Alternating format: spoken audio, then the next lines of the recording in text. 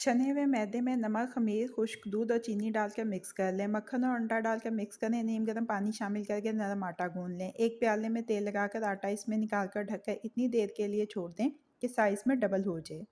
Boneless chest chicken में नमक, कुटी हुई लाल मिर्च, काली मिर्च का पाउडर, गरम मसाला पाउडर, धनिया पाउडर, ज़ीरा पाउडर, दही, सफ़ेद सिरका, चिली सॉस, मस्टर्ड पेस्ट और लहसुन अदरक का पेस्ट शामिल करके मिक्स करें। ढककर 30 मिनट के लिए फ्रिज में रखकर मैरिनेट कर लें। पैन में ऑलिव ऑयल गरम करके लहसुन शामिल करें। 2 से 3 मिनट सौते करें। टमाटो प्योरी, नमक, कुटी लाल मिर्च, मिक्स इटालियन हर्ब और चीनी शामिल करके मिक्स करें। पानी शामिल करके इतनी देर तक पकाएं कि पानी खुश्क हो जाए और पिज़्ज़ा सॉस गाढ़ी हो जाए। पैन में तेल गरम करें। मैरिनेटेड चिकन शामिल करके रंगत की तब्दीली तक पकाएं। पानी शामिल करके ढक्कन लगाकर इतनी देर तक पकाएं कि चिकन गल जाए और पानी खुश्क हो जाए। आटे को एक दफ़ा फिर से गूंद लें। इसके पेड़े बना लें। 30 मिनट तक का रेस्ट दें। खुश्क मैदा छिड़कें। पेड़े दोबारा से बनाकर मोल्ड्स में रखें।